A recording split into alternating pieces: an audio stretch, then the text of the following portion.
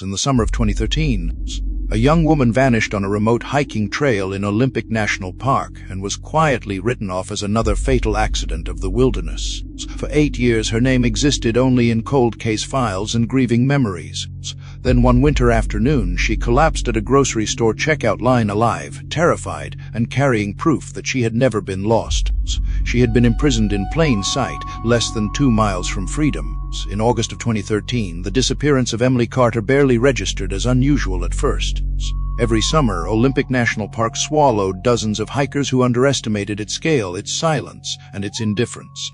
People slipped on wet stone, wandered off marked paths, or simply vanished into fog so thick it erased distance and time. When rangers received the first report that Emily had not returned from her hike along Eagle Crest Trail, the assumption followed an old, familiar script: another solo trek gone wrong, another name to be added to a list that rarely ended in answers. Emily was 19 years old enough to be trusted with independence, young enough to still believe preparation could conquer nature. She wasn't reckless. She had grown up hiking with her father, learning how to read terrain, how to ration water, how to respect mountains that did not care about intentions. Friends described her as cautious, methodical, almost stubbornly organized. She mapped her routes in advance, checked weather forecasts obsessively, and left detailed notes about where she planned to go and when she would return. That morning she had promised her mother she would be back before sunset. She said it casually, without drama, because there was no reason to think otherwise. The entrance cameras captured her car shortly after 8 a.m., a compact sedan coated in dust from weeks of summer travel. She parked where day hikers usually did, slung her backpack over one shoulder, and adjusted the straps with the practiced motion of someone who had done it many times before. Inside the pack were 2 bottles of water, protein bars, a light jacket, a camera, and nothing that suggested she planned to disappear. No overnight gear, no emergency beacon, no farewell note. To anyone watching, she looked like exactly what she was supposed to be, a young woman heading out for a few hours of solitude before returning to a life that was waiting for her. Eagle Crest Trail was not marked in the way tourists expected. It was a route known mostly to locals and experienced hikers, a stretch of wilderness where paths faded into animal tracks and landmarks mattered more than signs. The views were expansive, the silence complete. Cell service was unreliable even on clear days, and that morning the air carried a low mist that clung to the ridgelines. Around late morning, Emily sent a final message to her mother. It wasn't dramatic or alarming. She wrote that it was quiet, unusually quiet, and that her signal was dropping. It was the kind of text people send without thinking it might become a last record of their existence. When Emily failed to return by early evening, concern turned to fear. Her parents waited through the slow passing of hours, checking phones, convincing themselves she had lingered for photos or lost track of time. By nightfall, they knew something was wrong. Emily did not miss deadlines. She did not forget to check in. When the call to park authorities was finally made, the response was calm, professional, and devastatingly familiar. Night searches on that terrain were dangerous. Rescue would begin at first light.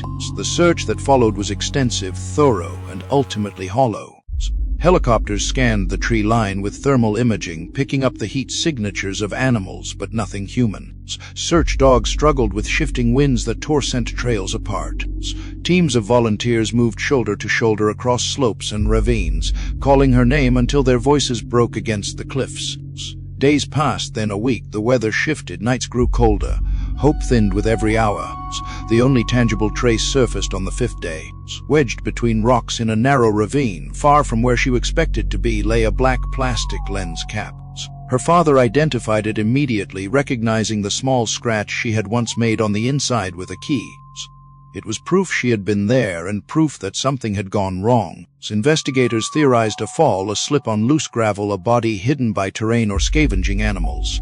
They descended into the ravine, searched downstream, searched again. There was no camera, no backpack, no blood, no body. By the end of the 2nd week, the search scaled down. Resources were exhausted. Reports were written with careful language that softened certainty but closed doors all the same. Probable accident, presumed deceased. Another tragedy attributed to wilderness unpredictability. Emily Carter's name joined others in archived files. her disappearance framed as an unfortunate lesson in nature's power, rather than a mystery demanding further scrutiny. For her family, the silence that followed was unbearable. There was no funeral, no grave, no final image to cling to. Just a bedroom left untouched and a car that sat unused in the driveway. Friends moved on with their lives, seasons passed, years accumulated. The park remained unchanged, indifferent, while grief settled into a dull, permanent weight. Slowly, the world learned to speak about Emily in the past tense. No one considered the possibility that the forest had not taken her at all, that the danger she encountered was not rooted in cliffs or fog or wild animals, that the reason no trace was found was not because nature had erased her, but because she had been removed with precision. While investigators searched miles of wilderness, Emily Carter was already gone from it entirely, carried away from the trail not by accident, but by human hands toward a place where screaming did not echo and time did not exist. What everyone believed to be an ending was only the first, quiet page of something far darker, unfolding not in isolation, but in the middle of ordinary American life. From the moment Emily Carter failed to return that evening, the machinery of assumption began to move faster than the search itself. To the people who worked the park year after year, her absence fit too neatly into an existing pattern. Olympic National Park was vast, unforgiving, and famously deceptive in its beauty. It had a way of luring people into confidence before quietly dismantling it. Rangers had seen it countless times: a wrong step, a missed turn, a moment of distraction, and suddenly the landscape became a maze without exits. When Emily did not reappear by sunset, there was concern, but not surprise. Concern could still be managed. Surprise would come later. The first hours were filled with rationalizations meant to calm panic. Maybe she had decided to stay longer for photos. Maybe she had taken a longer route back. Maybe she had lost track of time. Her parents clung to these possibilities because they were easier than imagining what silence really meant. But as darkness settled and the temperature dropped, those possibilities thinned. Emily was disciplined. She planned. She followed her own rules. By the time the call was made to park authorities, fear had already outpaced hope. The response on the other end of the line was measured and professional, shaped by protocol rather than emotion. Nightfall changed everything. The terrain around Eagle Crest Trail was steep, irregular, and dangerous even for experienced rescuers. Searching in the dark would risk creating more victims. The decision was made to wait until morning. It was the right decision on paper, the only decision that could be defended, but it was also the first moment when time slipped irreversibly out of reach. At dawn, the park transformed into a grid of urgency. Rangers coordinated teams, maps were spread across tables, and radios crackled with clipped instructions. Helicopters lifted into the sky, their rotors slicing through the thin mountain air as thermal cameras scanned the forest canopy below. On the ground, search dogs strained against their handlers, noses low, tails stiff with concentration. Volunteers arrived in waves, strangers united by the same quiet dread, walking shoulder to shoulder through brush and ravines, calling out a name that echoed back unchanged. Every hour that passed without a sign of Emily sharpened the same conclusion. The wilderness leaves marks. It breaks branches, disturbs soil, tears clothing. Even animals leave traces, but the ground yielded nothing. No footprints that could not be explained by other hikers, no signs of a struggle, no torn fabric caught on thorns. It was as if she had reached a point on the trail and simply ceased to exist. Investigators leaned into what they knew best. Eagle Crest Trail was unforgiving. Loose gravel, sudden drop-offs, and hidden ravines made falls not just possible but likely. A single misstep could send someone tumbling beyond sight, beyond sound. If Emily had fallen, her body could be hidden by terrain or scavengers within hours. The theory required no villains, no unknown threats, no uncomfortable questions. Nature, once again, was enough. When the lens cap was found days later, it was treated as confirmation rather than contradiction. It proved she had been there, proved something had gone wrong. It did not prove what that something was, but it reinforced the narrative already taking shape. A fall, a slip, a tragic end that would never offer clarity. The ravine where it was discovered became the focal point of renewed effort. Ropes were lowered. Teams descended carefully, scanning every ledge and shadow. Nothing surfaced. The absence of a body was frustrating, but not unusual. The park held many such secrets. As the days stretched on, fatigue replaced urgency. The weather shifted, winds scattered scent trails, and the sheer scale of the search area became impossible to ignore. Resources were finite. Time was not an ally. Meetings grew shorter. Updates became repetitive. Eventually, the operation changed its language. Active search became recovery. Recovery became monitoring. Monitoring became waiting. For Emily's parents, the shift felt like abandonment. Each new report sounded like a closing door.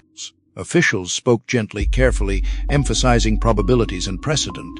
They explained how often the wilderness kept its dead, how rarely bodies were found intact, how nature erased evidence with patient efficiency. These explanations were meant to comfort, to provide a framework for grief, but they offered no peace. The absence of certainty became its own form of torment. Behind the scenes, paperwork accumulated, reports were filed, timelines were finalized. Emily's disappearance was classified under familiar categories. Probable accidental death, no evidence of criminal activity, no indication of third-party involvement. The file was complete in the way unresolved cases often are, tidy in structure if not in truth. It was archived alongside others that had begun the same way and ended the same way, unanswered, unchallenged, quietly forgotten. Public attention faded quickly. There was no dramatic discovery, no villain, no revelation to sustain headlines. News outlets moved on. Online forums speculated briefly before losing interest. Emily Carter became a cautionary name, mentioned in passing whenever someone discussed the dangers of solo hiking. Her story was reduced to a lesson rather than a mystery. What no one questioned was the absence itself. The fact that a young woman could vanish without leaving behind the chaos that accidents usually produce. The fact that no scream was heard, no frantic call made, no final attempt to reach safety recorded. The narrative of the wilderness was so familiar, so convenient, that it eclipsed the need to look elsewhere. Years later, investigators would revisit those early days with a different lens and recognize what had been missed. The cleanliness of the disappearance, the lack of panic, the way everything stopped at once rather than unraveling gradually. But at the time, there was no reason to doubt what experience had taught them. The forest was dangerous. People disappeared. That was enough. Emily Carter's name was spoken less and less as time passed.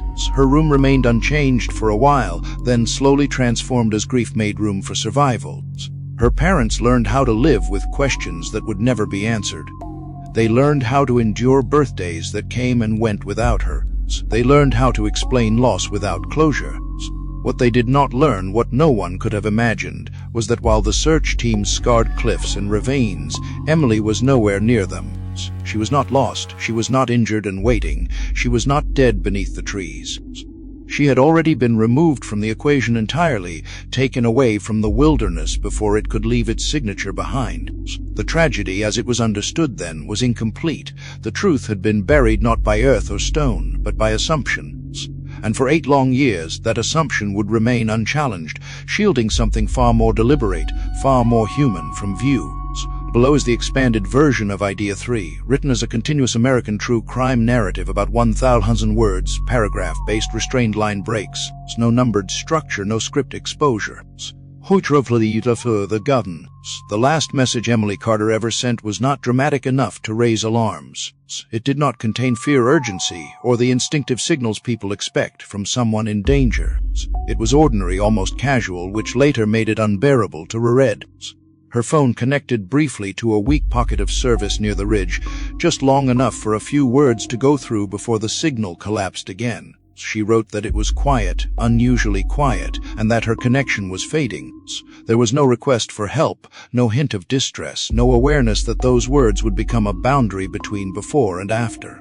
Her mother read the message within seconds and responded immediately, reminding her to be careful, asking her to check in once she reached the overlook.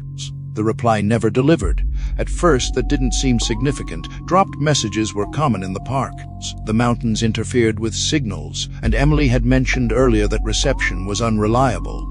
Her mother assumed the phone would reconnect later, that another message would arrive once Emily descended or moved closer to open terrain.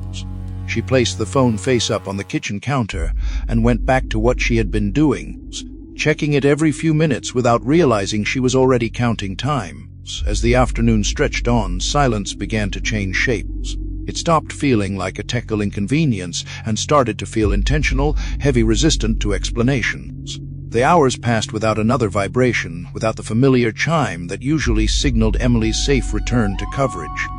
Her mother replayed the last message again and again, searching for something hidden inside it. Was quiet just a description, or was it something else? Was Emily calm when she wrote it, or simply unaware of what that quiet meant? The words themselves did not change, but their weight did. By early evening, concern had grown teeth. Emily was supposed to be on her way back. She had planned her hike around daylight, always had. She disliked unnecessary risk and never lingered when visibility dropped. Her parents tried calling her phone, hearing it ring somewhere unreachable, unanswered. Each call ended the same way, with a mechanical disconnect that offered no information, no reassurance. The silence on the other end began to feel less like absence and more like distance widening too fast to cross. That night, after the call to park authorities, the last message took on a different meaning. Investigators recorded it carefully, treating it as a factual data point rather than an emotional artifact. Timestamp, location estimate, signal strength. They asked when it was sent, where Emily might have been standing, what direction she had been heading. The words were stripped of sentiment and converted into coordinates, something that could be placed on a map and examined under fluorescent light. But for her parents, the message remained alive, pulsing with implications. It was the last moment Emily had reached outward, the last time her voice had crossed the invisible boundary between her and the world. In the days that followed, that message became a fixed point in the story people told themselves. Search teams referenced it when determining likely routes. Analysts discussed whether the signal drop suggested terrain interference or battery issues. Some speculated she might have descended into a ravine at that moment. Others believed she had simply moved beyond coverage. The message was used to anchor theories, to create a logical progression that ended in accident. What it was not treated as was a final normal moment before something unnatural occurred. Silence in cases like this is deceptive. It invites assumptions because it offers no resistance. There was no scream captured on voicemail, no frantic text half-sent, no recorded panic that might suggest human intervention. The absence of chaos made it easier to believe nothing extraordinary had happened. The wilderness explanation filled the void neatly. People fall. Phones to signals vanish. End of story. The message about quiet became poetic in retrospect, folded into narratives about nature's indifference and the way mountains swallow sound. For Emily's parents, however, the silence never resolved into something clean or symbolic. It remained unfinished. Her mother kept the phone charged for months, unable to let it drain completely, as if doing so might sever something permanent. She scrolled through old conversations, reading mundane exchanges about groceries, school, plans that now existed in a different universe. The last message stood apart from the rest, frozen in time, impossible to reply to, impossible to accept as final. What made that silence unbearable was not just the lack of information, but the lack of transition. Emily did not fade gradually. She did not send a message expressing confusion or fatigue or concern. She did not indicate she was lost or hurt. She was simply there, and then she was not. The continuity of her presence broke without warning, without escalation. It felt less like an ending and more like an interruption, as if the conversation had been cut mid-sentence by a force that did not announce itself. Years later, when investigators re-examined the case, they would note how clean that cutoff was. How there was no digital noise after the last message. No failed calls, no repeated attempts to reconnect, no erratic behavior from the phone that might suggest panic. At the time, this was interpreted as evidence of a sudden accident. Later, it would be understood differently. Silence can also be imposed. At the moment Emily sent that message, she did not know it would be her last act of autonomy for years. She did not know that the quiet she described would soon be replaced by a different kind of silence, one that was engineered rather than incidental. The silence that followed her message was not the gradual hush of fading daylight, but an abrupt severing, as though a door had closed between her and the rest of the world. Her parents lived inside that silence long after the search ended. It followed them into empty rooms, into holidays, into the spaces where questions had no answers. Friends stopped asking for updates because there were none. The phone stopped ringing with unknown numbers. The message remained untouched, preserved like a fossil of normalcy. It was proof that Emily had existed right up until she didn't. What no one could have known then was that Emily's voice had not been lost to terrain or distance. It had been taken.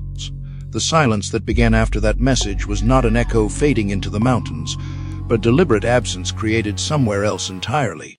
While the park grew dark and quiet in the ordinary way, another silence was being prepared for her, one without cell towers, without witnesses, without any chance of a signal slipping through. That final message, once dismissed as insignificant, would later be understood as the last moment Emily Carter belonged to herself. Everything after it happened in places where phones did not work, where sound was absorbed, and where silence was not a consequence of nature, but a tool. By the third day of the search, the urgency had shifted into something heavier, something quieter. The initial rush of movement, boots hitting gravel, radios crackling, helicopters cutting across the sky, gave way to a slower, more deliberate rhythm. This was the phase where optimism began to erode, replaced by routine and endurance. Searchers no longer expected to find Emily Carter waving from a ridge or calling out from behind a stand of trees. They searched because stopping felt like surrender. The terrain around Eagle Crest Trail offered endless places for a person to disappear. Ravines cut sharply through the land, hidden by brush and shadow. Slopes crumbled underfoot, sending loose stones cascading downward with deceptive ease.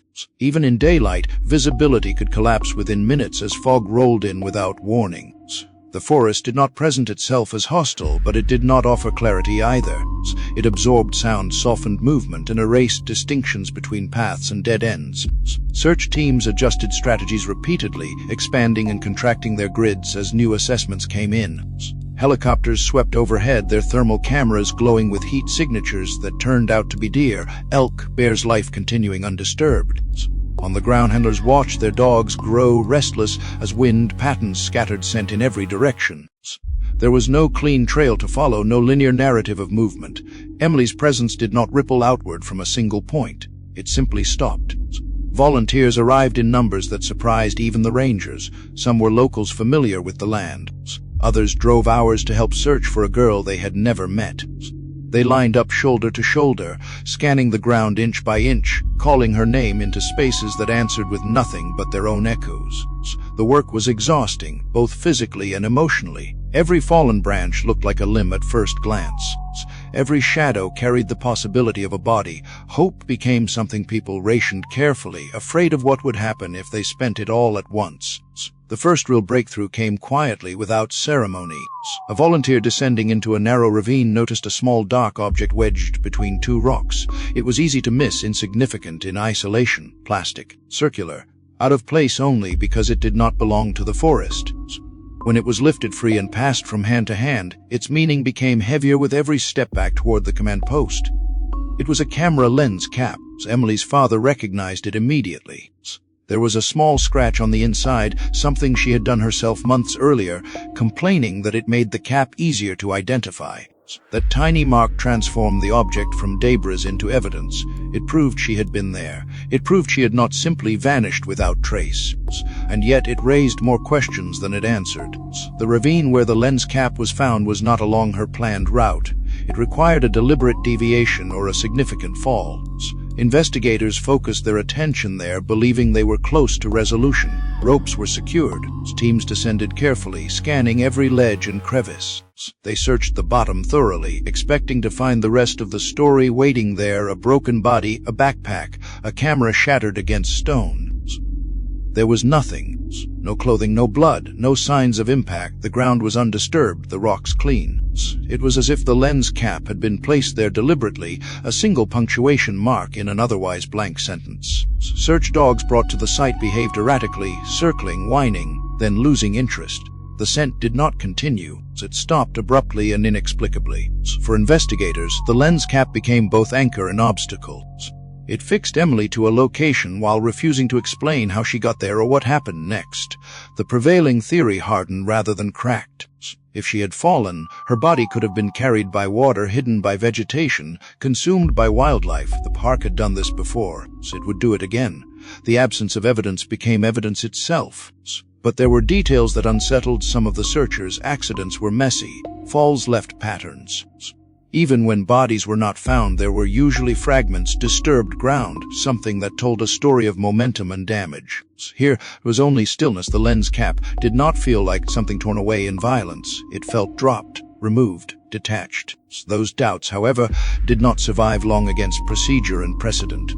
The park's history offered countless examples of people lost without explanation. Human imagination filled the gaps where facts refused to exist. It was easier, safer, to attribute the unknown to nature than to consider alternatives that had no clear shape.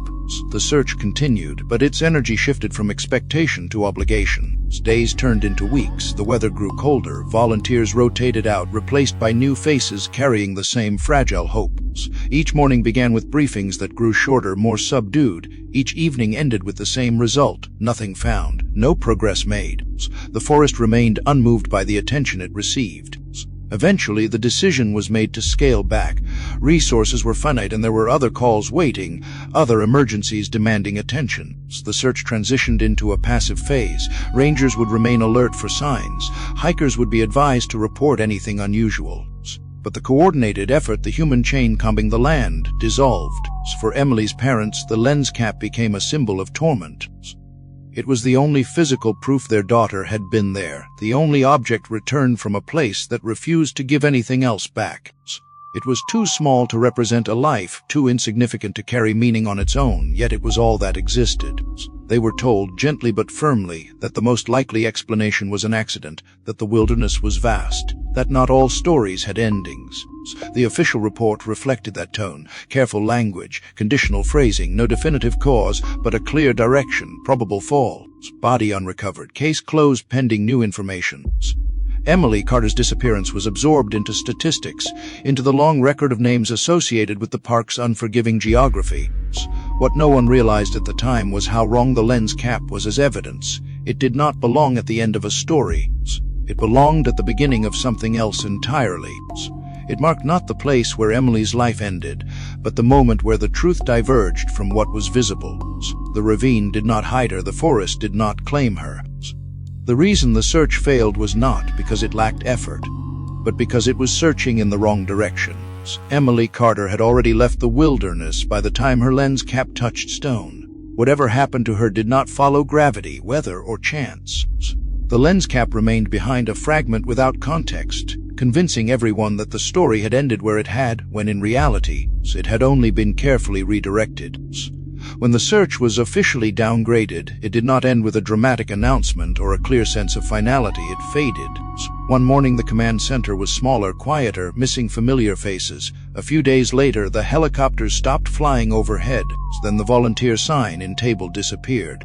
What remained was paperwork, careful language, and a slow administrative retreat that felt, to Emily Carter's family, like the world stepping backward while they remained frozen in place. The final report avoided absolute conclusions. It never used the word dead outright. Instead, it relied on probabilities, patterns, and precedent. Based on terrain, weather conditions, lack of contact, and the isolated discovery of personal property, investigators concluded that Emily had most likely suffered a fatal accident. Exposure, an unrecovered body. The phrasing was deliberate, crafted to withstand scrutiny while closing the door just enough to move on.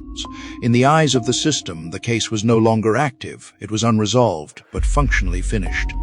For her parents, the report felt like a sentence without a body. There was no grave to stand beside, no moment of confirmation that allowed grief to take a recognizable shape. Friends brought casseroles and spoke in hushed voices, unsure whether condolences were appropriate when there was no official death. Time passed awkwardly around the absence. Emily's room stayed untouched longer than it should have, frozen in a state that felt safer than change. Her jacket still hung by the door, her camera charger remained plugged into the wall, unused but not removed. The wilderness explanation became the story people told because it was the only one available. It was repeated in conversations, in news articles, in casual warnings about hiking alone. Emily's name was mentioned less as a person and more as an example. She became part of a category, one of those tragedies that served as reminders rather than mysteries. The lack of new information reinforced the idea that there was nothing left to know. As months turned into years, the case file gathered dust in an archive filled with similar folders. Cold cases were not uncommon, especially those tied to remote terrain. Investigators changed roles, retired, transferred, memory faded, details blurred. The lens cap remained catalogued as evidence, but without context, it lost its urgency. It was an object without a narrative, incapable of moving anything forward on its own. For Emily's parents, time did not bring resolution, only adaptation. They learned how to answer questions about their daughter without breaking. They learned how to acknowledge anniversaries without ceremonies. Birthdays passed quietly. Holidays came and went with an empty chair that no one mentioned out loud. Hope lingered, but it changed its shape, becoming something private and fragile, something they carried without sharing. Occasionally, a hiker would report finding clothing or bones in the park, and for a brief moment, the phone would ring again. Each time the answer was the same, not her. Each disappointment reopened the wound and then sealed it again deeper than before. Closure never arrived, only repetition. The official status of the case mattered more than it should have. Once Emily was categorized as presumed deceased, the mechanisms designed to search for her shut down. There were no alerts, no follow-ups, no reason to look beyond the forest. The assumption that nature was responsible redirected attention away from everything else. It allowed a specific kind of blindness to settle in, one that treated the wilderness as both culprit and alibi. Years later, when people spoke about Emily, they often used the past tense without realizing when it had happened. At some point, society had collectively decided she was gone. Her parents noticed the shift when sympathy turned into discomfort, when others expected them to have moved on, to have accepted what everyone else already had. Grief that did not resolve made people uneasy. What no one questioned was the neatness of the conclusion. Accidents usually left chaos behind, but this story ended with paperwork and silence. The absence of evidence was treated as confirmation rather than anomaly. No one asked why a careful hiker left no trail of panic. No one revisited the moment her phone went quiet and never tried again. No one wondered why the lens cap was alone. The passage of time reinforced belief. 8 years is long enough for certainty to harden, long enough for alternative explanations to feel unrealistic. The world changed, technology advanced, new cases demanded attention. Emily Carter became part of the park's history, a cautionary tale folded into ranger briefings and hiking forums. And yet, beneath that official ending, something remained unresolved in a way that did not align with accident. There was no gradual descent into danger, no escalation. There was a sudden stop, a clean break, the kind of ending that suggested intervention rather than misstep. But without proof, intuition carried no weight. For 8 years, no one looked beyond the forest. No one considered that Emily might have left the park alive, that she might have crossed into a different kind of confinement, one that did not scatter clues across miles of terrain. The assumption that she was dead functioned as a shield, protecting something far more deliberate from discovery. Her parents lived those years believing they were mourning a loss to nature, not realizing their daughter was enduring something far worse. The tragedy they imagined was finite, a moment of fear followed by an ending.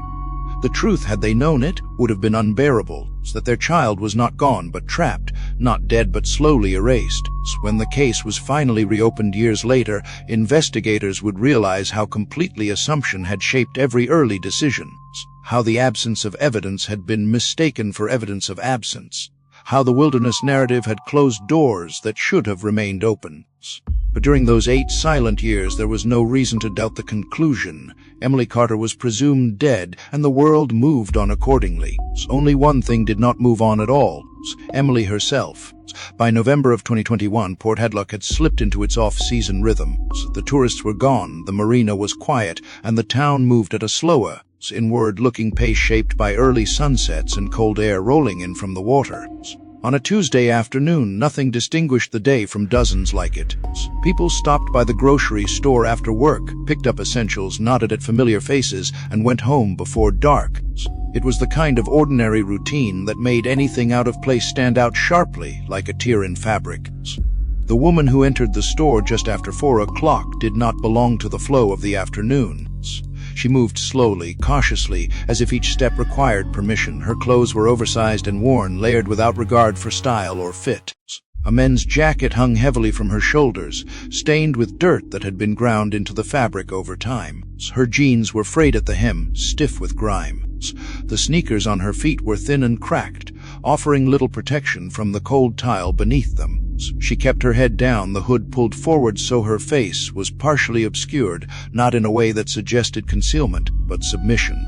Security footage later showed how she navigated the aisles, hugging the shelves, shrinking herself to avoid contact. She did not browse. She did not hesitate.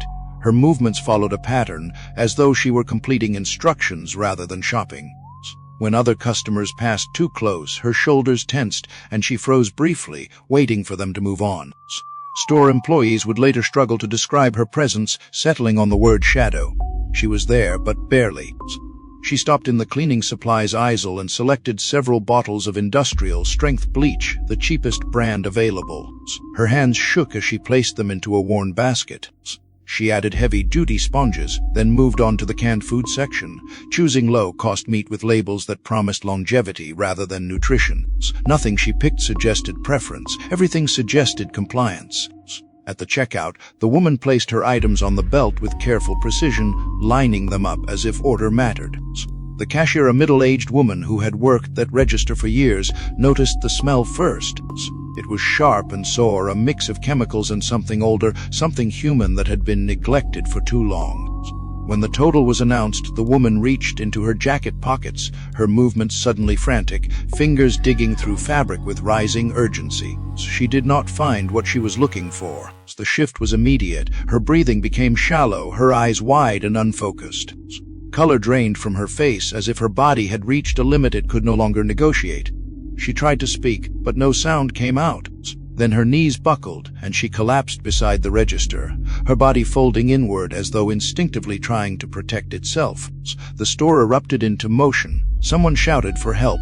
The cashier pressed the emergency button beneath the counter. Customers stepped back, uncertain, uncomfortable. Within minutes, paramedics arrived and knelt beside the woman, checking her pulse, her blood pressure, her responsiveness. Everything about her readings was wrong. She was severely dehydrated, dangerously underweight, her heart struggling to maintain rhythm. They loaded her onto a stretcher and rushed her to the hospital, treating the incident as a medical emergency without context, without history. At West Sound Medical Center, doctors quickly realized they were not dealing with a simple fainting episode. When the woman's clothes were removed, the extent of her condition became impossible to ignore. Her body was marked by scars of different ages, some faded, others recent. Circular burns dotted her upper back, too uniform to be accidental. Deep grooves encircled her wrists and ankles, pale and hardened, evidence of prolonged restraint. Her ribs pressed visibly against her skin.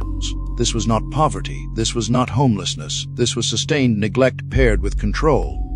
When she regained consciousness, her behavior shifted from passive to defensive. She pulled herself into the corner of the bed, knees drawn tight, arms wrapped around her head. She refused to give her name.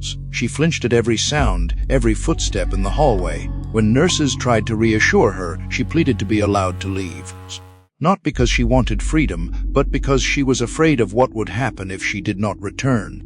Over and over, she whispered the same sentence, fractured and desperate. She said they would be angry. She said she had to go home. Hospital staff contacted the police following protocol for unidentified patients showing signs of abuse. The responding officer approached gently, attempting to establish identity through conversation. The woman avoided eye contact, responding only with apologies and requests to leave. There were no documents, no wallet, no phone. Just a folded piece of paper in her pocket, damp with sweat and dirt, listing items that matched what she had tried to buy. Fingerprinting was the next step, a routine procedure for unidentified patients. The officer expected a minor hit, perhaps a record connected to homelessness or petty crime. Instead, the system returned a result that forced the dispatcher to repeat it aloud, unsure whether she had misread the screen. The fingerprints belonged to Emily Carter. The name did not belong in that room. Emily Carter was a missing hiker, presumed dead for nearly 8 years. Her case file had been closed, her disappearance attributed to the wilderness. And yet, here she was alive, trembling beneath a hospital blanket, less than 40 miles from the place where the world had decided she died. The revelation sent shockwaves through the hospital and beyond. Police presence increased immediately. The room was secured, detectives were notified. Emily, however, remained unreachable. The name meant nothing to her in that moment. When spoken, it did not register. She reacted not to identity, but to perceived threat, pulling tighter into herself as if the word itself carried consequences. To those who had believed her story was over, the scene was surreal. Emily Carter had not returned triumphantly, not with explanations or relief. She had surfaced by accident, collapsing under the weight of something unseen. Her reappearance did not resolve a mystery. It tore it open. What became clear within hours was that Emily had not survived by wandering or hiding. She had not endured nature. She had endured people. The fear in her eyes was not of forests or cliffs or storms. It was fear conditioned by proximity, by routine, by punishment. That ordinary Tuesday afternoon in a small town grocery store became the moment where 8 years of silence fractured. not because Emily chose to speak, but because her body finally could not carry the burden any longer. And in collapsing at a checkout line, she unknowingly stepped back into the world that had stopped looking for her long ago. In the emergency room, the woman was listed as an unidentified patient, a designation that stripped her down to symptoms and measurements, while everything else remained unknown. Doctors worked quickly, focusing on stabilizing her body before asking questions her mind was not ready to answer. Her blood pressure was critically low, her pulse weak and irregular. Severe dehydration had thickened her blood, forcing her heart to work harder than it should have been capable of doing. The numbers told one story, but her body told another, one written slowly over years rather than hours. When nurses removed her clothing, the room fell into an uneasy silence. This was not the physical neglect of someone who had simply fallen on hard times. Her body carried patterns, repetition, intent. Scars traced her skin in layers, some old and pale, others darker, newer, refusing to fade. Around her wrists and ankles were thickened rings of damaged skin, hardened into shapes that only prolonged restraint could produce. These were not injuries caused by a single event. They were the result of something ongoing, something systematic. On her back, near the shoulder blades, were circular burn marks, nearly identical in size and spacing. The symmetry was impossible to ignore. They had edges too clean to be accidental, too precise to be explained away. Doctors exchanged looks without speaking. They had seen abuse before, but rarely something so controlled, so deliberate. This was not chaos, this was discipline. As her condition stabilized, the woman regained consciousness in fragments. Her eyes opened briefly, unfocused, darting across the room before fixing on nothing at all. When a nurse spoke, she recoiled as if struck, pulling herself toward the corner of the bed, arms raised instinctively to protect her head. Her reaction was not confusion, it was expectation. She did not ask where she was or what had happened. Instead, she begged to be allowed to leave. Her voice was barely audible, hoarse from disuse, as if she had not spoken freely in a very long time. She repeated the same words again and again, her tone rising with panic. She said they would be angry. She said she was late. She said she had to go home. There was no anger in her plea, no defiance. Only fear, raw and unfiltered, directed not at the hospital staff, but at someone who was not there.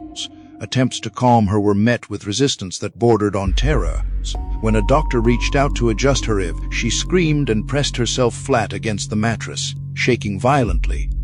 When the door to the room opened, even slightly, her entire body stiffened, her breathing slowing as though she were trying to disappear. These were not the reactions of someone afraid of strangers. They were the reflexes of someone trained to anticipate punishment.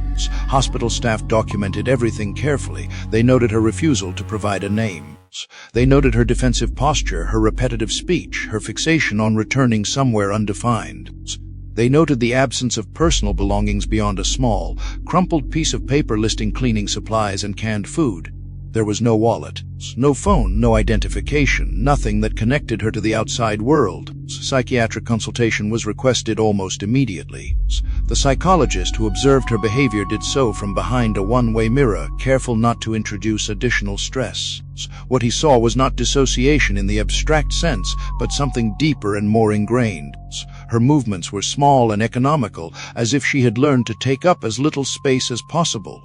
Her eyes avoided faces, settling instead on fixed points near the floor. When she rocked back and forth, it was not a sign of agitation, but regulation, a way to remain functional under overwhelming fear. The psychologist's preliminary notes described a state of complete submission. The woman did not perceive herself as an autonomous person. She behaved as though her value was contingent upon compliance. Her fear was not tied to pain alone, but to consequence.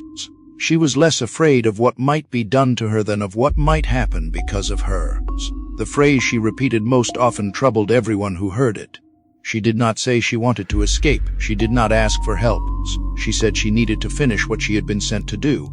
She said she had failed. Failure in her mind was not an inconvenience. It was a threat. When police were called to assist with identification, they approached cautiously. The officer spoke gently, keeping distance, trying to establish trust. He asked simple questions. What is your name? Where do you live? Do you know today's date? The woman responded by curling tighter into herself, whispering apologies as if the questions themselves were violations. She was not refusing out of defiance, she was refusing out of survival. Fingerprinting was suggested only after other methods failed. It was framed as a medical necessity, a way to help her, not an interrogation. Even then, she resisted, pulling her hands away until a nurse guided her through the process slowly, narrating every movement to avoid triggering another panic response. When her fingers touched the scanner, she closed her eyes and went still, as though bracing for impact.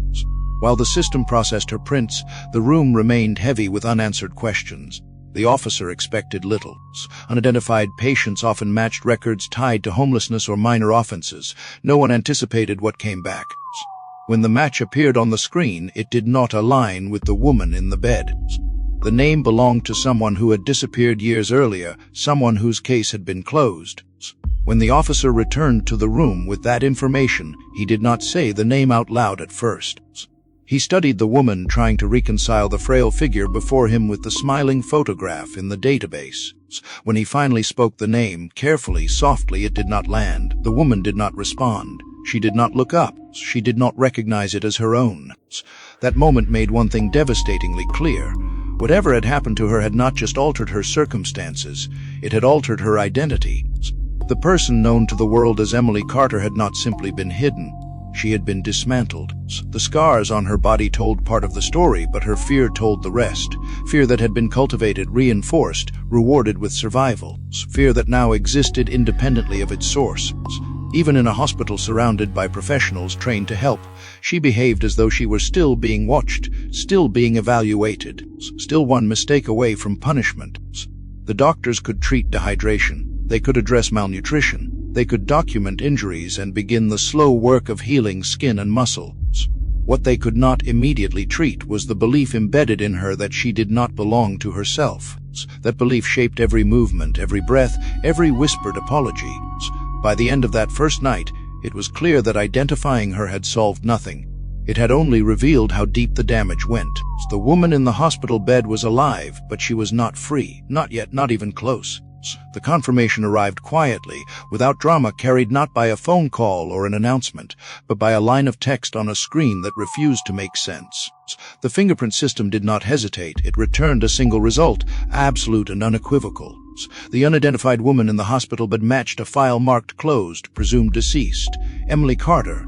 The same Emily Carter whose disappearance had once mobilized helicopters, volunteers, and national attention before slowly fading into archival silence. The officer who received the result read it twice, then a third time, searching for some error that would restore order to the world. Mistakes happened. Databases glitched. But this system was built on redundancy, on certainty. 100% match meant identity beyond dispute. There was no room for interpretation. The woman curled into herself beneath a thin hospital blanket was not a stranger pulled from the margins of society. She was the missing hiker everyone believed had died years earlier. The news moved quickly but carefully. The hospital was informed first, then the local police department, then detectives whose names still appeared on the old case file. Within hours, the room changed. The casual rhythm of medical care gave way to controlled vigilance. A security officer was stationed outside the door. Access was restricted. Conversations dropped to whispers. Something extraordinary had occurred, and no one wanted to be the person who mishandled it. When detectives arrived, they came with the weight of disbelief pressed visibly into their posture. They had seen photographs of Emily Carter frozen at 19, smiling, sunburned, alive in a way that now felt fictional. None of them expected to find her like this. The woman before them looked older, but not in the way time alone explains. Her face was gaunt, her skin dull, her hair brittle and uneven as if it had been cut without care. Her eyes, when they opened, did not search the room. They avoided it. The detectives attempted an introduction, stating their names, their purpose, speaking gently as though volume alone could bridge the distance between them. They said her name carefully, testing whether it would reach her. There was no response. The name did not trigger recognition or relief. It seemed to pass over her like background noise, irrelevant to whatever reality she was navigating. They adjusted their approach, asking neutral questions. Did she know where she was? Did she remember going to the store? Was she hurt anywhere else? Each question was met with silence or with apologies that did not match the inquiry. She apologized for being late. She apologized for causing trouble. She apologized for not finishing something she could not describe. Her concern was not with her own safety, but with the consequences of her absence. This reaction unsettled everyone in the room. Survivors who escape after years' isolation often display fear, confusion, emotional volatility. What they did not usually display was this degree of loyalty to an unseen authority. Emily behaved as though she was still under supervision, as though every word carried risk. Her fear was not generalized, it was directed. Medical staff confirmed what detectives already suspected. This was not a case of someone lost in the wilderness and hardened by survival. The physical evidence contradicted that narrative entirely. There were no signs of prolonged outdoor exposure consistent with living rough. No healed fractures typical of falls, no scars from vegetation or weather-related injury. Instead, there were marks of restraint, of control, of repeated harm inflicted in a controlled environment. The conclusion was unavoidable. Emily Carter had not spent the last 8 years wandering or hiding. She had been contained. As word spread through law enforcement channels, the case was immediately reclassified. What had once been an assumed accident became an active kidnapping investigation with extreme aggravating factors. The fact that Emily had reappeared alive did not simplify the case. It complicated it exponentially. Every assumption made in the early days of the search now had to be re-examined. Every missed detail became suspect. Detectives reviewed the old files that night, reading them with fresh eyes. The clean disappearance, the sudden silence, the isolated lens cap. What once pointed neatly toward an accident now looked disturbingly incomplete. There were no attempts by Emily to reach help after her final message. No evidence of struggle, no gradual escalation, just an abrupt end. At the time it had been written off as nature's efficiency. Now it looked like intervention. The question shifted from where she had gone to how she had been taken, and more importantly, how she had remained hidden for so long. The hospital room became a focal point, not just of medical care, but of strategy. Investigators understood that pushing Emily for answers too soon could do more harm than good. Her mental state was fragile, her sense of reality fractured. Trauma specialists advised patience. The story would not come all at once. It would arrive in fragments, if it arrived at all. Still, the urgency was undeniable. If Emily had been held somewhere nearby, if she had collapsed during an errand rather than escaped intentionally, then whoever had controlled her might notice her absence. They might move evidence, they might flee. Time, once again, was working against the truth. The realization that followed was chilling in its simplicity. Emily had not returned because she had planned to. She had not run for help. She had not broken free. She had been sent. The list in her pocket, the fear of being late, the fixation on completing a task, all of it suggested she believed she was expected back. That meant her place of confinement was close enough for her to walk to a grocery store and return. It meant the danger was not distant or abstract. It was local. The idea that someone could be held captive for years within a community without detection unsettled even seasoned investigators. It meant neighbors, routines, and ordinary appearances had concealed something monstrous. It meant the threat was not hidden in wilderness or isolation, but embedded in normalcy. When detectives stepped out of the hospital that night, the town looked different. Streets that once felt quiet now felt watchful. Houses that blended together now carried possibility. Somewhere nearby, there was a place Emily believed she belonged. Somewhere nearby, someone was waiting for her. The confirmation of her identity did not close a chapter. It shattered the illusion that the story had ever ended. Emily Carter was alive, but her reappearance marked the beginning of something far more dangerous than the mystery everyone thought they had solved. The silence of 8 years had finally broken. What followed would not be quiet at all.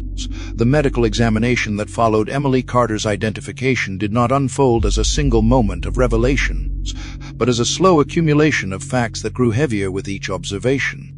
Doctors approached her body not as evidence at first, but as something fragile that had survived against odds no one yet understood. They moved carefully, documenting injuries, measuring damage, tracing patterns that told a story her voice could not. What emerged contradicted every assumption that had framed her disappearance for nearly a decade. Emily's body did not reflect years of exposure to the elements. There were no scars consistent with long-term outdoor survival. No thickened skin on her hands or feet from constant friction against rock and soil. No evidence of repeated falls, frostbite, or sun damage that wilderness survival inevitably leaves behind. Instead, her injuries spoke of confinement, of repetition, of human intent. The marks on her wrists and ankles were the most immediately striking. They were not bruises or abrasions that came and went. They were structural changes to the skin itself, pale rings hardened by time. as if her body had reshaped itself around restraints that had been part of her life for years. The spacing was consistent, the symmetry unmistakable. These were not the result of a single period of captivity. They were the result of something long-term, something that had been adjusted, tightened, removed, and reapplied again and again. Doctors noted that the underlying tissue beneath those marks had been damaged as well. Circulation had been restricted repeatedly. Nerves showed signs of chronic compression. These were not injuries inflicted in a moment of rage or panic. They were functional injuries inflicted to control movement, to limit reach, to define space. Someone had measured how far she could go. The burns on her back were even more unsettling. They were circular, uniform, and placed high enough that she could not have easily inflicted them herself. The edges were clean, the depth consistent. Specialists recognized the pattern immediately. These were contact burns, likely caused by a heated metal object pressed deliberately against the skin. The spacing suggested intent rather than impulse. These burns were not meant to kill. They were meant to hurt in a way that could be repeated. What made the findings more disturbing was the timeline written into her skin. Some scars were years old, softened by time.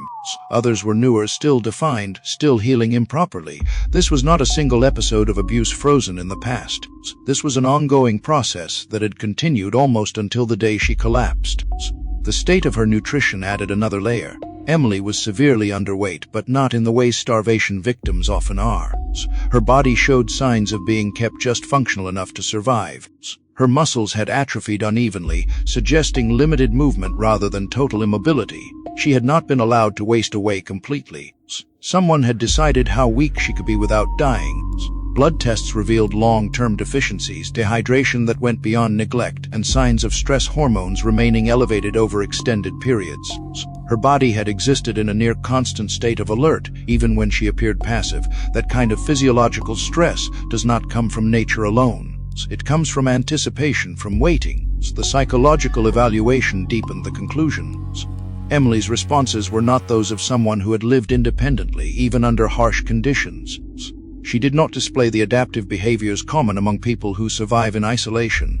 There was no evidence of problem-solving autonomy. Instead, she exhibited learned helplessness so complete it bordered on erasure. She did not ask questions. She did not express curiosity.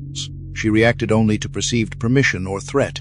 Doctors observed how she waited before moving, even when encouraged, how she sought cues before speaking, how she froze when uncertain, choosing stillness over risk. These were behaviors shaped by punishment, by an environment where initiative carried consequences.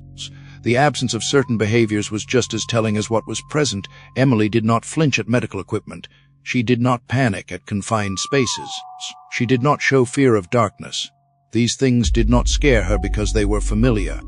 What frightened her were people entering the room unexpectedly, voices raised slightly above calm, questions she did not know how to answer correctly. At no point did she describe the wilderness. She did not reference trees, weather, animals, or terrain. Her fragmented words spoke instead of inside spaces, of stairs, of rules, of being watched. She referred to time not in days or seasons, but in tasks and intervals. Her internal clock had not been shaped by sunrise and sunset, but by expectations. The medical team reached a conclusion before law enforcement did, though they did not yet have language for it. Emily Carter had not survived nature. She had survived captivity. That realization reframed everything. Her disappearance was no longer a tragedy of misjudgment. It was a crime of endurance. Every year she had been presumed dead, she had instead been alive in conditions designed to strip her of personhood while keeping her body intact. Someone had invested time, planning, and restraint into maintaining her existence without allowing her freedom. The distance between the forest and this truth was staggering. The idea that Emily had been removed so completely from the natural world that it left no imprint on her body explained why the search had failed. Nature had not been given time to touch her. She had been taken elsewhere almost immediately. Doctors documented their findings meticulously, aware that every observation would become part of a criminal case. They spoke in careful terms, but the meaning was unmistakable. This was not survival, this was imprisonment. For investigators, the medical report was a turning point. It stripped away the last remnants of uncertainty. Emily's body was evidence, and it pointed away from the wilderness and toward human hands. It meant the danger was not abstract or historical. It meant someone had done this and might still be close enough to notice her absence. For Emily herself, the examination was something she endured rather than understood. She submitted to it with the same quiet compliance she brought to everything else. She did not ask why strangers were touching her, measuring her, discussing her injuries in hushed voices. She accepted it as procedure, as something to get through. The most devastating conclusion of all was not written in any report. It was implicit. Emily Carter had not been living in secret. She had been hidden deliberately, carefully, and successfully for years within reach of a world that believed she was gone. Her body told the truth long before her words ever could. The first real lead did not come from surveillance footage or forensic reports, but from something so small and ordinary it almost went unnoticed. While cataloging Emily Carter's personal effects, an officer unfolded a crumpled piece of paper pulled from the pocket of her jeans. It was damp, creased, and smudged with dirt and sweat, the kind of paper meant to be thrown away after a single use. On it was a short handwritten list: to bleach, heavy sponges, canned meat. Nothing about it suggested escape or desperation. It read like an errand. At first, the list appeared meaningless. Many victims carry scraps of paper with reminders or notes written under stress.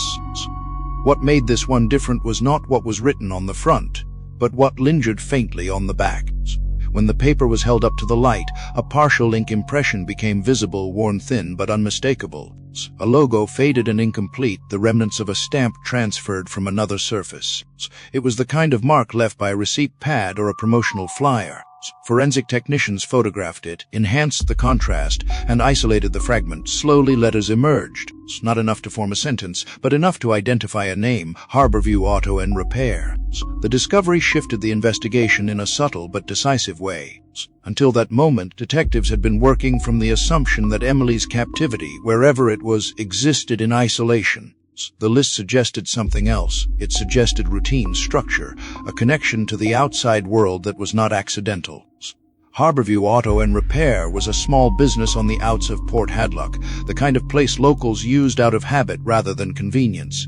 It wasn't a chain, didn't advertise aggressively, and had no online presence beyond a basic listing.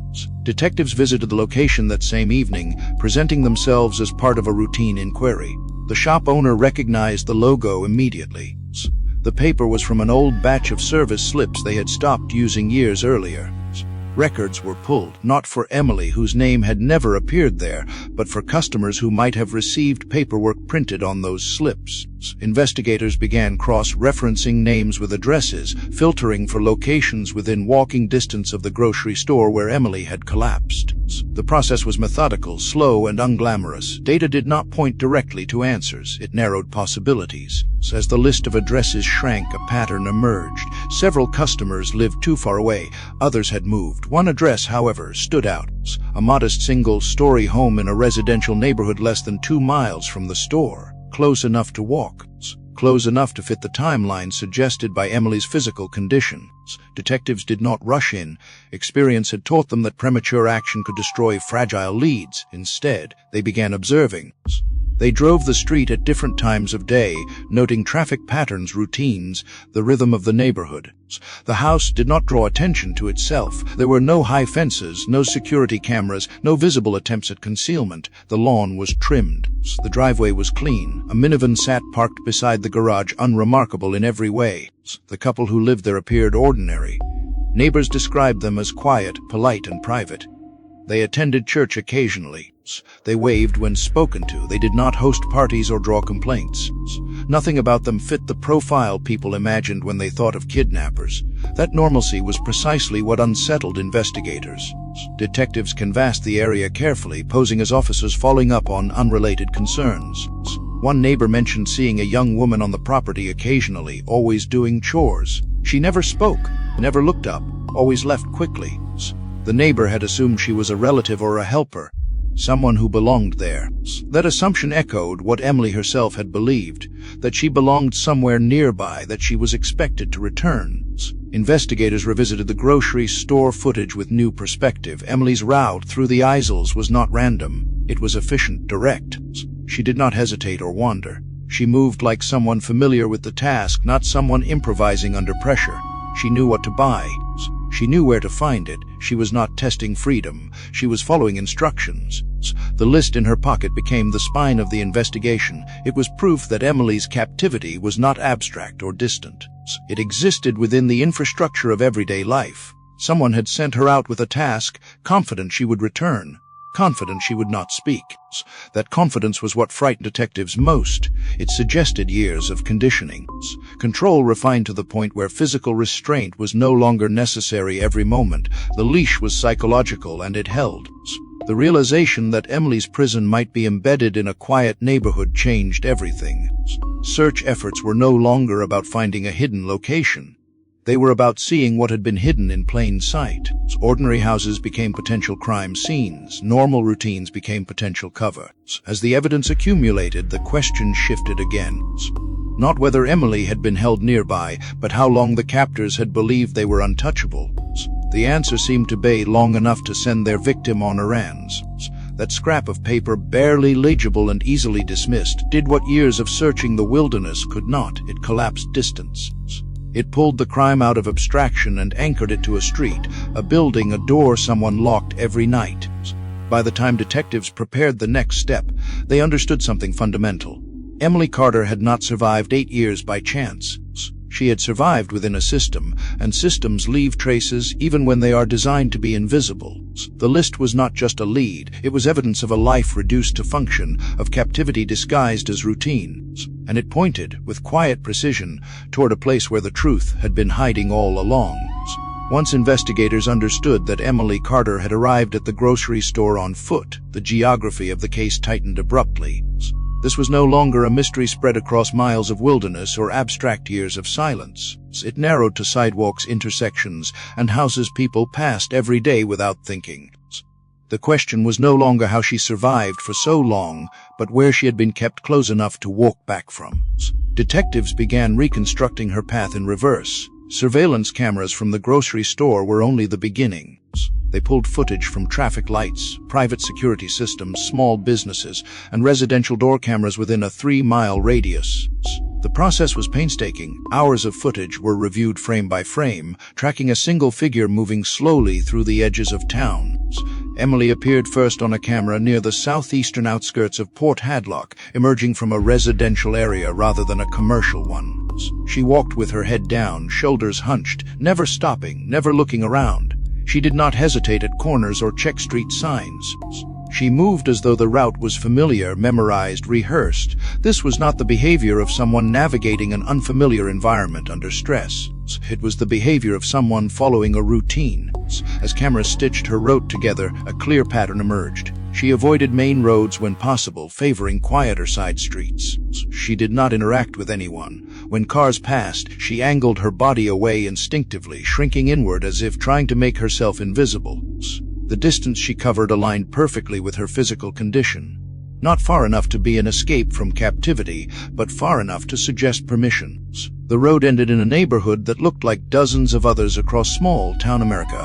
One-story houses, modest lawns, driveways with family vehicles, no abandoned structures, no obvious hiding places.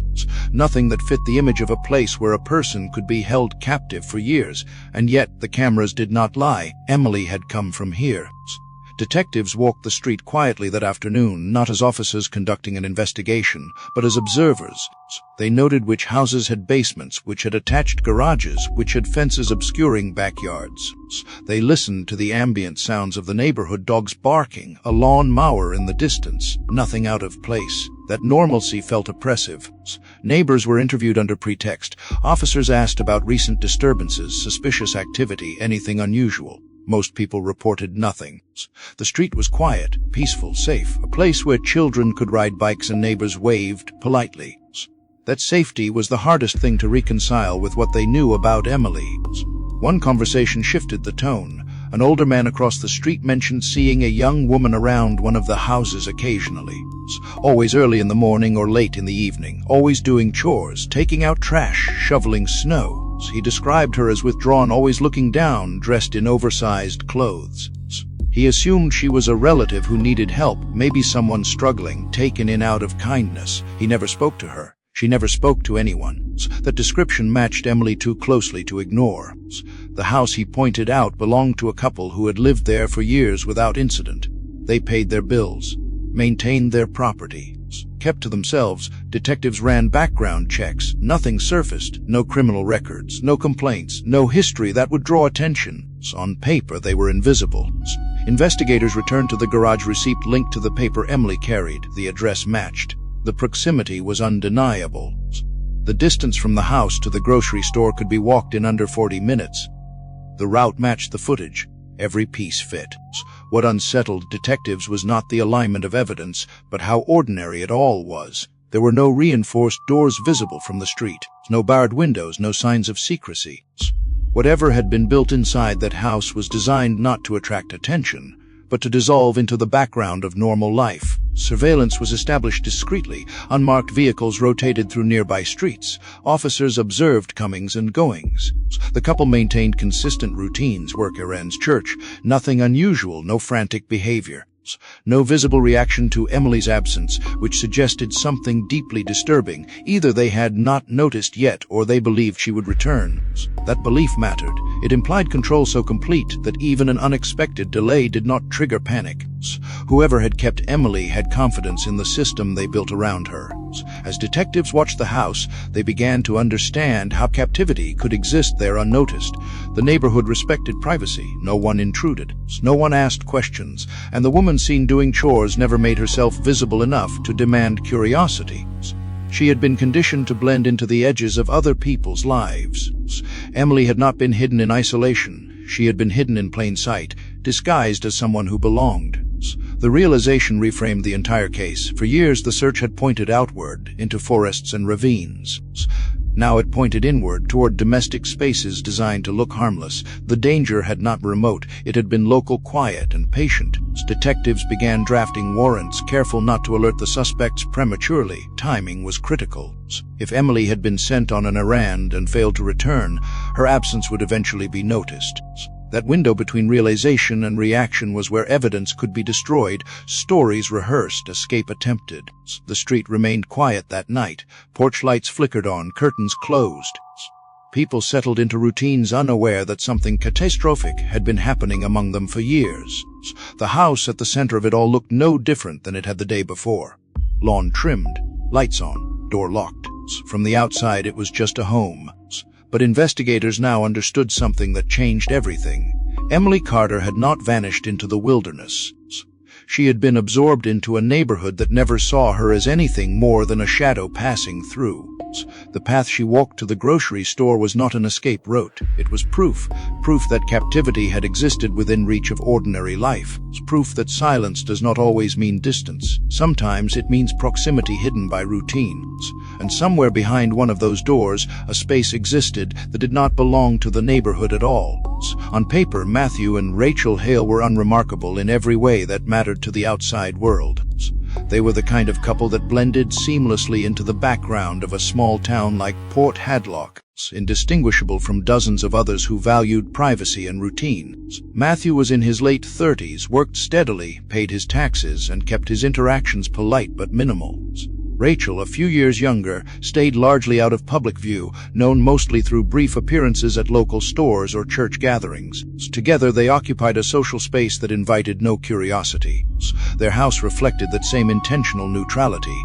It was a single-story structure with light siding and a low roof, positioned comfortably between two similar homes. The lawn was trimmed, not meticulously but well enough to signal responsibility. No decorations drew attention. No clutter suggested chaos. The driveway usually held a minivan that had seen years of use but was kept clean. To passers-by, it was simply another home on a quiet street where nothing ever happened. Neighbors described the Hales using words that appeared again in interview notes: quiet, reserved, respectful. They waved back when greeted. They didn't argue loudly. They didn't host late-night gatherings or invite frequent visitors. Their lives appeared contained, self-sufficient, inward-facing. In a neighborhood where people valued personal space, this was not suspicious. It was ideal. Matthew was known as someone who kept to a strict routine. He left the house at the same time each morning, returned at roughly the same hour in the evening, and rarely deviated. His demeanor was calm, almost flat. He didn't linger in conversation. He didn't ask questions. He listened more than he spoke, a trait people interpreted as introversion rather than calculation. Rachel, when seen, appeared mild-mannered and modest, often dressed plainly, her posture subdued. She avoided eye contact, which some neighbors mistook for shyness or religious reserve. No one recalled seeing arguments. No one remembered raised voices. There were no police calls associated with the address, no complaints filed, no disturbances logged. The house never appeared on anyone's radar because it never challenged expectations. It did not demand attention. It offered no narrative beyond ordinariness.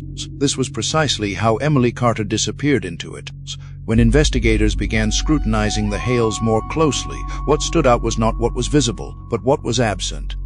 There were no signs of strain from hosting another adult in the household. Utilities usage was consistent over the years. There were no unusual deliveries. No sudden changes in spending patterns that might suggest desperation or secrecy. Everything about the Hales' external lives suggested control and planning. Neighbors recalled seeing a young woman around the property occasionally, though no one could say exactly when she had first appeared. She was always in the background, always engaged in chores, carrying trash bins, sweeping the driveway, clearing snow in winter. She moved quickly and avoided attention, never stopping to chat, never acknowledging greetings. Most people assumed she was a relative going through a hard time, or perhaps someone being helped out. In a town where people respected boundaries, no one pressed further. The way the Hales presented themselves socially made that assumption easy. They were seen as charitable in a quiet way, the sort of people who might take someone in without advertising it. Their reserved nature insulated them from suspicion. They did not overshare, but they did not isolate themselves entirely. They attended church sporadically. They exchanged pleasantries. They existed just enough to be considered normal. Detectives noted how carefully the Hales' lives were structured. There was no chaos, no visible impulse. Everything appeared deliberate. That level of order suggested not spontaneity but intention. It suggested that whatever existed behind closed doors was not accidental. When officers ran background checks, they found nothing alarming. No criminal history, no restraining orders, no reports of domestic disturbances. Even their digital footprint was minimal. Social media accounts were sparse or non-existent. They did not post photos. They did not share personal details. Their absence from online spaces mirrored their physical presence in the community present, but barely. That absence, in hindsight, was not neutrality, it was insulation. Investigators began to understand that the Hales' greatest camouflage was their ability to conform just enough. They did not stand out, but they were not invisible either. They lived in the narrow space between scrutiny and neglect, where no one looks too closely because there is no reason to. Rachel's behavior in particular became a point of interest. Witnesses described her as deferential, often standing slightly behind Matthew when the two were seen together. Her speech was soft, her movements restrained. Some neighbors had interpreted this as submission within the marriage, an assumption shaped by cultural expectations rather than evidence. What no one realized was that this dynamic was part of a larger pattern, one that extended beyond the couple themselves. The house itself did not betray its purpose. No barred windows, no reinforced doors visible from the outside, no sound complaints. Whatever modifications had been made were internal, designed to leave the exterior untouched. The Hales understood that secrecy depended not on isolation but on blending in. Their home was not a fortress, it was a disguise.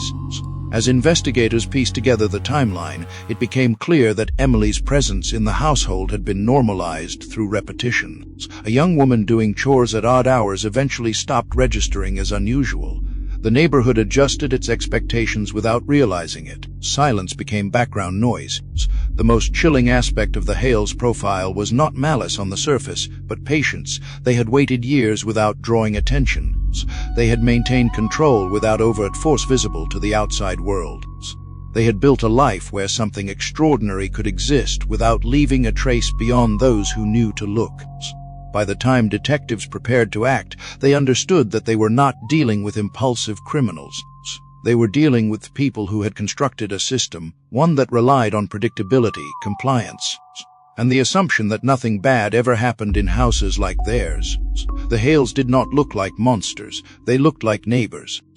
And that, more than anything else, explained how Emily Carter could vanish from the world and remain hidden for so long, not in darkness or isolation, but under the protection of normalcy itself.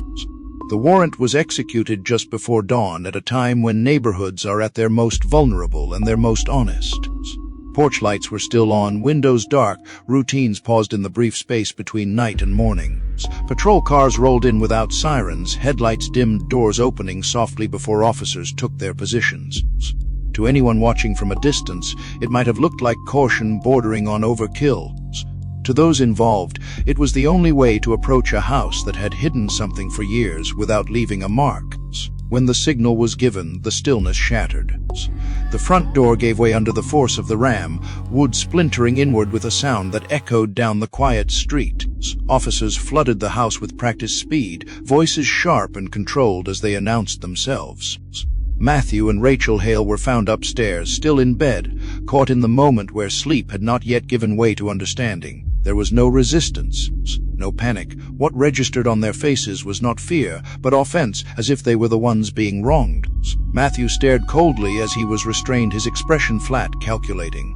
Rachel protested loudly, demanding explanations, invoking rights, insisting there had been a mistake. Her outrage felt rehearsed, her words chosen to assert control over a situation that had suddenly slipped beyond it. Neither asked why the police were there, neither asked about Emily. While they were escorted outside, investigators began moving through the house room by room. The first floor revealed nothing out of place. A living room arranged with care, furniture dusted, aligned, impersonal. Framed photographs on the walls showed smiling moments frozen in time, landscapes, holidays, a life curated to appear complete. The kitchen was clean, smelled faintly of detergent and coffee. Everything suggested normalcy, comfort, domestic routine. It was that normalcy that made what came next so disorienting. An officer inspecting the kitchen floor noticed deep, irregular scratches near the refrigerator, gouges that cut through the surface in patterns that did not align with casual movement. The refrigerator itself was heavy, industrial in size, positioned flush against the wall. When officers pulled it forward, the resistance felt intentional. Behind it, the wall was different. The paneling did not match. The seams were too precise. A hidden door emerged, camouflaged as part of the wall, no handle on the outside. Only a recessed lock, the kind designed to be invisible unless you knew where to look. The key was found minutes later in Matthew's bedside drawer. When the door opened, a wave of stale air rushed out, heavy and unmistakable.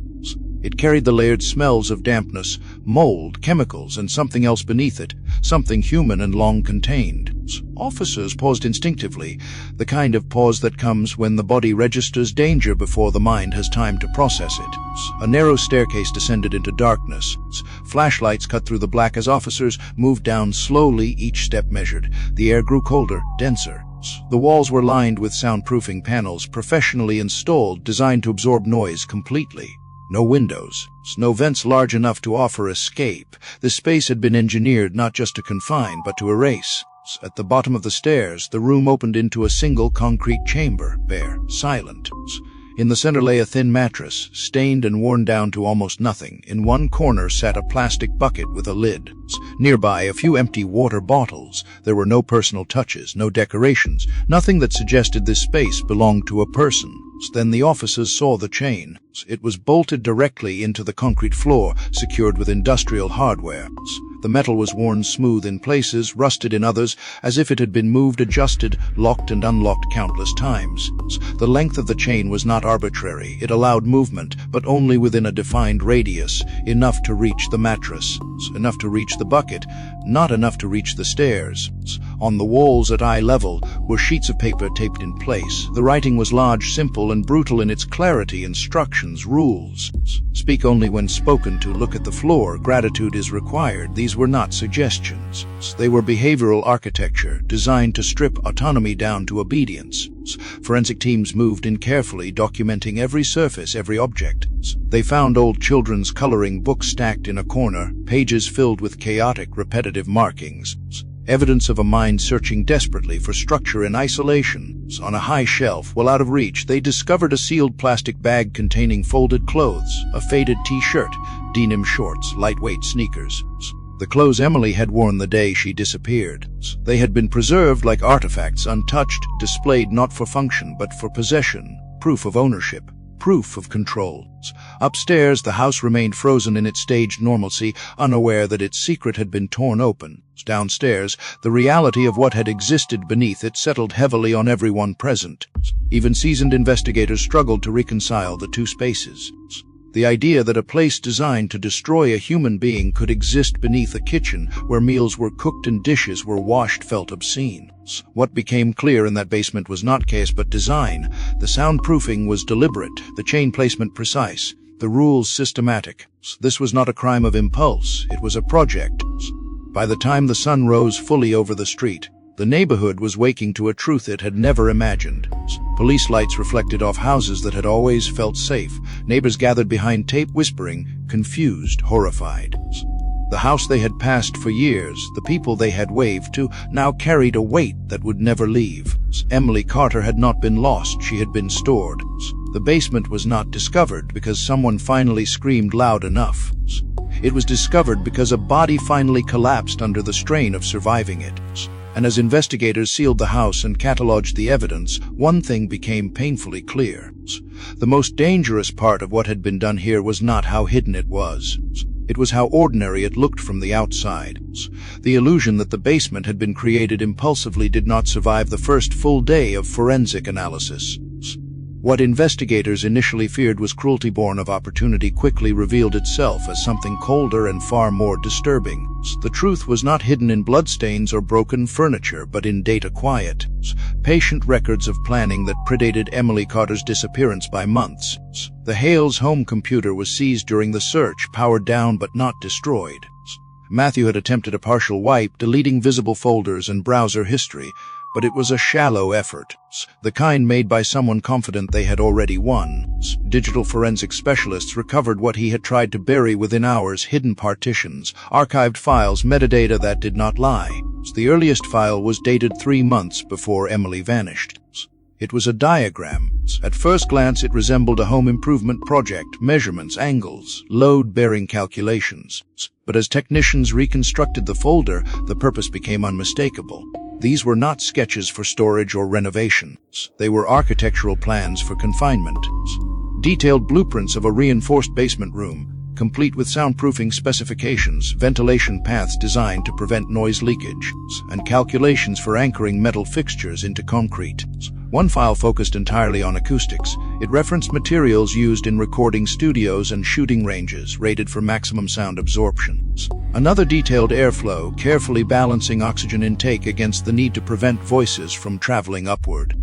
A third included diagrams for a false wall in the kitchen, positioned precisely where investigators had found the hidden door. This was not improvisation, this was engineering. Bank statements aligned with the files with chilling precision.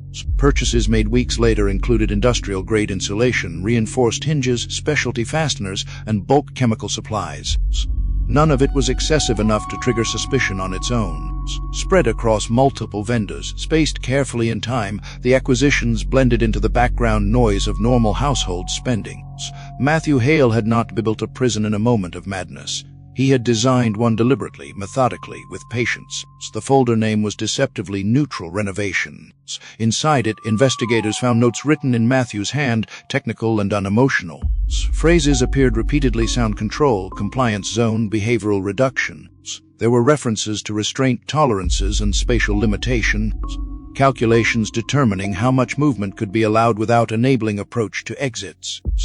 One note referenced chain length optimization, ensuring access to basic necessities without granting freedom of motion. Nowhere in the documents was a name mentioned. This was not about Emily specifically. That realization struck investigators with particular force. The prison had been planned before she was selected. She was not targeted because of who she was. She was chosen because she fit parameters already defined. Further examination revealed research logs. Matthew had compiled case studies of missing persons, especially those lost in wilderness areas. He noted response time, search patterns, environmental factors that delayed recovery. He understood how accidents were interpreted and how easily uncertainty hardened into assumptions. In one recovered document, he had highlighted national parks as optimal disappearance zones, citing terrain complexity and jurisdictional fragmentation. The conclusion was unavoidable. Emily Carter had been abducted into a system that was already waiting for her. Rachel Hale's involvement became equally undeniable as investigators dug deeper. Email correspondence between the couple showed coordination rather than coercion. Rachel had commented on design elements, suggested adjustments, and discussed logistics in neutral, almost domestic language. Where Matthew focused on structure, Rachel focused on routine, food schedules, cleaning protocols, task reinforcement. They were not acting independently. They were partners. One recovered message referenced conditioning phase timelines, discussing how long it might take before resistance diminished.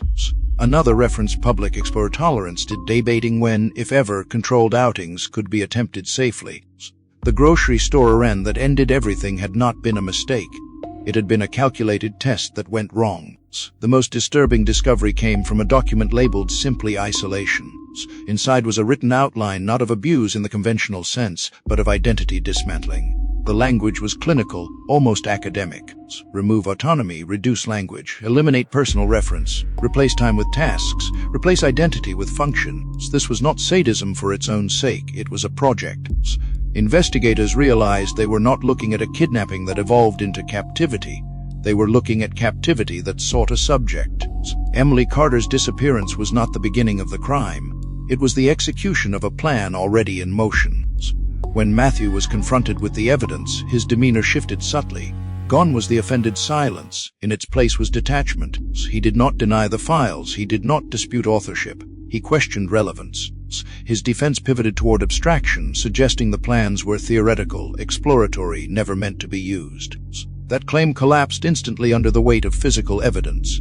The basement matched the diagrams exactly.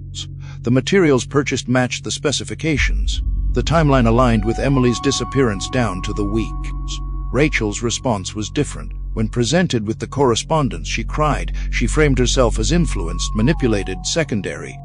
But the messages told another story. They showed initiative, agreement, refinement. She had not been dragged into this. She had participated in shaping it. The digital evidence erased any lingering possibility that the Hales had stumbled into something terrible and then failed to stop. They had moved steadily, intentionally toward it. For investigators, the implications were chilling. This was not a crime driven by impulse, addiction, or desperation. It was driven by control and patience, the kind of crime that does not burn itself out, but stabilizes. The kind that can last indefinitely unless interrupted. Emily Carter had not been kept alive out of mercy. She had been kept alive because survival was necessary for the experiment to continue. The 8 years she was missing were not empty time. They were occupied by a system functioning as designed. Every assumption made by authorities in the early days of the wilderness, the accident, the inevitability of death had played directly into that design. By the time the forensic analysis concluded, there was no ambiguity left. The basement on that quiet street was not an anomaly. It was the final product of months of planning, years of execution, and a worldview that treated human beings as variables rather than lives. Emily Carter was not taken because she was unlucky. She was taken because someone had been preparing for her long before she ever stepped onto that trail. The courtroom was full long before the judge took the bench. Reporters lined the back wall, notebooks open, cameras forbidden, but anticipation heavy in the air.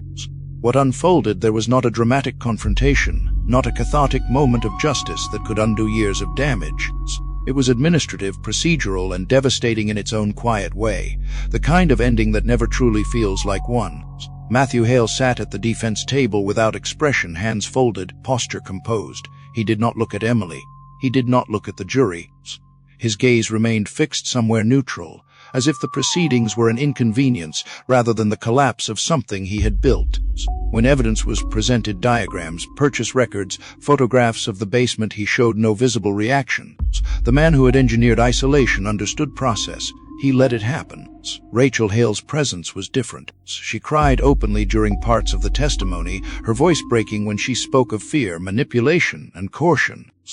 She described herself as trapped in a marriage she could not escape, framing her actions as compliance rather than intent. The prosecution dismantled that narrative piece by piece, presenting messages, notes, and shared planning that painted a far less passive picture.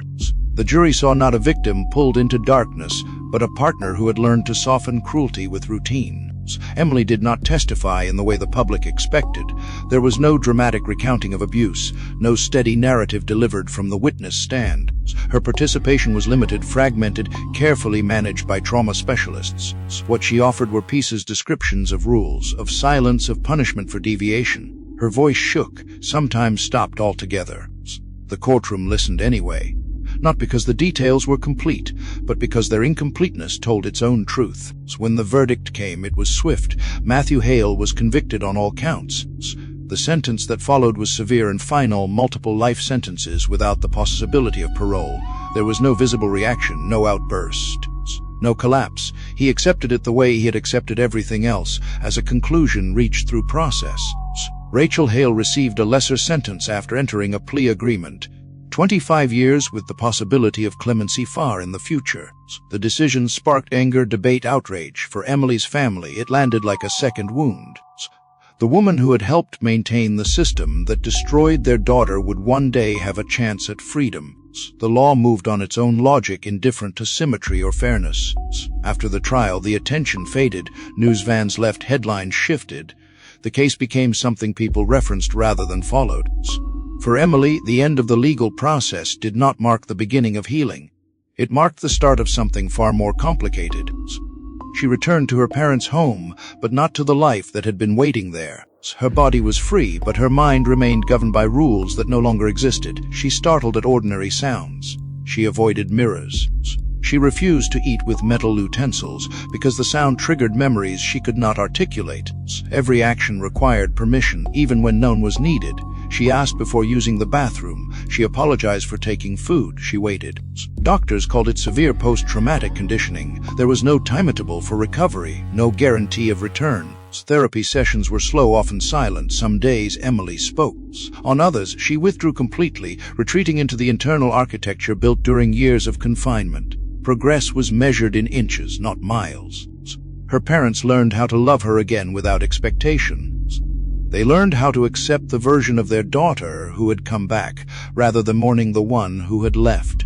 They celebrated small victories quietly, a day without panic, a night without nightmares, a moment of laughter that did not dissolve into fear. Emily did not speak publicly after the trial. She did not give interviews. She did not reclaim her story for consumption. Her survival was not a narrative arc, it was work. It was exhausting. It was private. What remained was a truth that refused to settle neatly. Justice had been served in the legal sense, but there was no restoration, no balance. The years Emily lost were not returned. The damage done to her sense of self could not be undone by sentences or verdicts. People asked whether she was grateful to be alive. The question missed the point. Survival was not the opposite of loss. It was its continuation. She had endured something that reshaped her entirely, and now she had to live inside the aftermath of it. The house on that quiet street was sold, renovated, its basement sealed, reclassified, absorbed back into normalcy. New people moved in unaware of what had once existed beneath their feet. The neighborhood resumed its routines. Silence reclaimed the space. Emily's name no longer appeared on missing persons lists. It appeared in medical files, therapy notes, and the careful language of recovery. Her story did not end with freedom. It extended beyond it into a future shaped not by what she chose, but by what she had survived. There was no happy ending, only continuation, and for Emily Carter that was enough to keep going. The story of Emily Carter is not merely a crime narrative or a survival account. It is a mirror held up to society's deepest blind spots. Its most important lesson does not lie in the horror of what was done to one person, but in how easily that horror was allowed to exist for years without detection. What happened to Emily forces us to confront uncomfortable truths about assumption, normalcy, and the quiet ways human cruelty can thrive when it is wrapped in familiarity. One of the clearest lessons is that evil rarely looks the way we expect it to. We are conditioned to associate danger with chaos, aggression, and obvious threat. We are taught to fear dark alleys, isolated places, and people who look unstable or visibly violent. But Emily was not destroyed in a place that looked dangerous. She was imprisoned in a quiet neighborhood by people who appeared polite, functional, and ordinary. They paid their bills, maintained their lawn, and blended seamlessly into their community. Their greatest protection was not secrecy, but normalcy. This story reminds us that when we rely on appearances to assess safety, we leave ourselves blind to the most effective disguises of harm. Equally powerful is the lesson about assumptions and how quickly they become conclusions. When Emily disappeared in a national park, the explanation of a hiking accident felt logical, even compassionate. Nature is vast, unpredictable, and unforgiving. People do get lost. Bodies are not always recovered. That assumption was not born of laziness, but of experience, and yet once it took hold, it shaped every decision that followed. The search moved outward instead of inward. Possibilities narrowed instead of expanded. The case was closed not because answers were found, but because uncertainty became inconvenient. The story teaches us that the most dangerous assumptions are not irrational ones, but reasonable ones that go unquestioned for too long. The way Emily was controlled also dismantles common myths about violence and power. We often imagine abuse as explosive, loud, and visibly brutal. But what held Emily captive was not constant physical force. It was routine, fear, and the slow erosion of autonomy. Her captors did not need to beat her daily, they trained her to obey. They replaced time with tasks, identity with function, and choice with punishment. The lesson here is chilling. The most effective cruelty is not always dramatic. It is systematic, patient, and quiet. When harm becomes routine, it becomes invisible. This story also forces reflection on collective responsibility. No single neighbor failed Emily deliberately. No one knowingly turned away from her suffering. But many people saw fragments of her existence, a young woman who never spoke, who avoided eye contact, who appeared only at certain hours, who did chores but never seemed to belong. Each detail viewed alone was explainable.